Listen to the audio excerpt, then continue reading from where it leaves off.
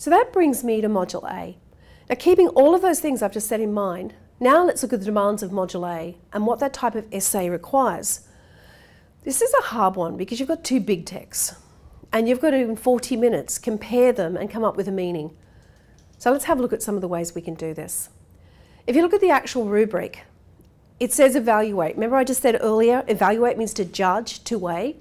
So you're evaluating the relationships between the texts and their contexts. The key driver, as we'll see in a moment, is actually contextualization, how texts are products of their times. But what does this evaluate relationships mean?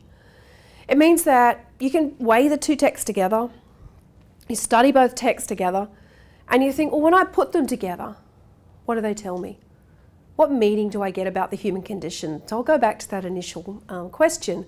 What do they tell me about the human experience? The second part of the rubric is that you actually write the essay and respond to the question. So that's organise, develop and express ideas using language appropriate to audience, purpose and context. This is in all of your papers. It's about whether you respond to the question or not, the ideas you present and how the style of your writing as well. So let's think about the key questions, because you need to ask these when you start the module, you need to ask when you finish and when you're revising for the HSC.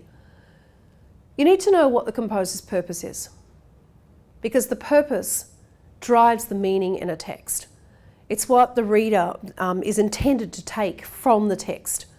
And this is the composer, for example, if we look at George Orwell in 1984, he's got quite a didactic purpose in that he's preaching, teaching us a lesson about the dangers of the future and totalitarianism.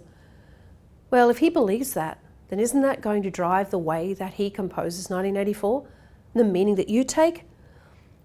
And then of course you have to ask, and this links to what I've said, how and why are texts products of their times? Now if I want to get into theory, your teachers might talk to you about this, it's called New Historicism. New Historicism, and Greenblatt is probably one of the most famous advocates of this theory. New Historicism actually means exactly that. Texts reflect their times. They both challenge and reflect the times that they are in. So then you've got to ask the question, well, what is it about those times that I need to know? And in this case, you're going beyond the area of study discovery. You're not doing the personal anymore. You're doing the social, the cultural, and the historical context.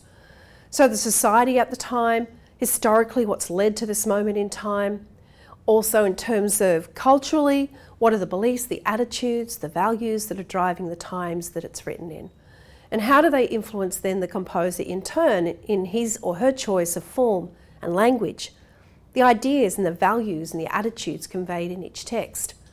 And then what I started with earlier, when you consider the two texts together, what ideas resonate as a result?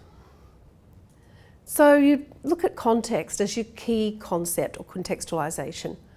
And once again, it's how the composer's social, cultural and historical context and purpose and audience influence their choices they've made.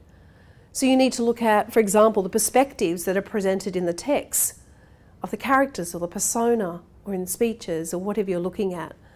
In terms of values, this is very much key, because when you think about it, a composer, when they're writing and they're reflecting their times, are normally looking at those values that have been compromised by the actions of their society. So values are a moral code or core beliefs that society holds up as desirable. And the composer's actually holding up a mirror and saying, look, these are the values that have been lost. You think, go back to 1984 again, Orwell is actually saying, what happened to truth? It doesn't exist anymore. So values such as honesty, compassion, empathy, moderation, faith, courage, and the list goes on depending on your comparative study.